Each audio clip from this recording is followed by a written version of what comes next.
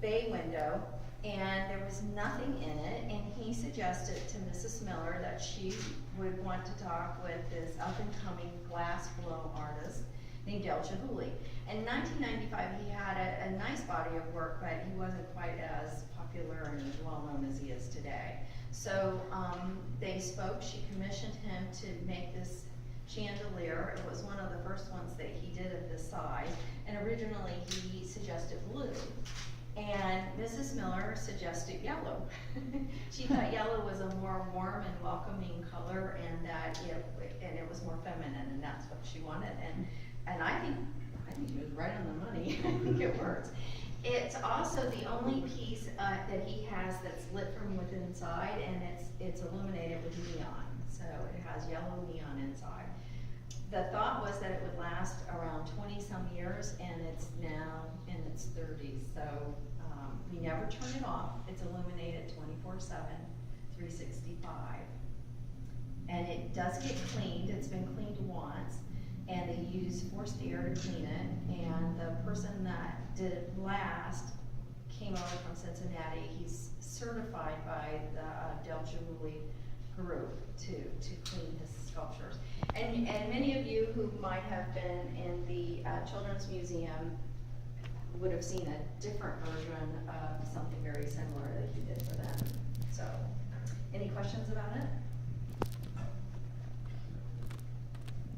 If you go to our website and you look for the yellow, if you just Google it on our website, you'll see photographs of Chihuly and his team here on the stairwell. They came and they put it together, and they used the conference center as the place to lay it all out. So I think that's pretty cool. Yeah, so anyway, we got it in 1995, and we hope to have it for many years more. You're welcome. Any questions? So when they clean it, they don't have to take it apart to do the whole. No, and they wouldn't. My understanding is if this were taken apart, putting it back together, it would create a completely different look. Right. Right? Yeah. Well, is there a specific technique that he used to blow the glass, or? Whatever he's known for. And he does use, I'm not that familiar with exactly the glass blowing styles, but it's my understanding that he did create a technique that's pretty I just noticed specific. that it kind of looked like doors, so with some of them, if you look Yeah. close, kind of a door-like look. I didn't know how he would have blown that, but Well, and if you. others were very smooth. If you study it a little bit, and you guys are, when we're open, you're welcome to come in, take a look at it, take photographs of it. Once you look at it more and more, you start to see that each different color of yellow has a similarity to it.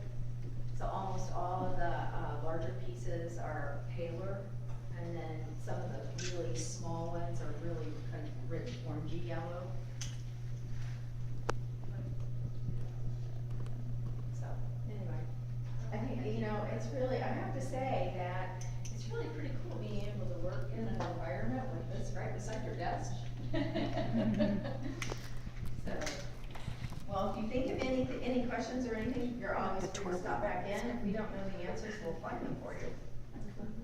Thank you. Yeah. Enjoy your day. You guys have a fun project ahead of you. Oh, we do have 4 other pieces of his downstairs in the glass cases. We do sell them. They're on commission from his organization. So, and they change out every 3 months. Thanks. Thank you. I see those little things down there.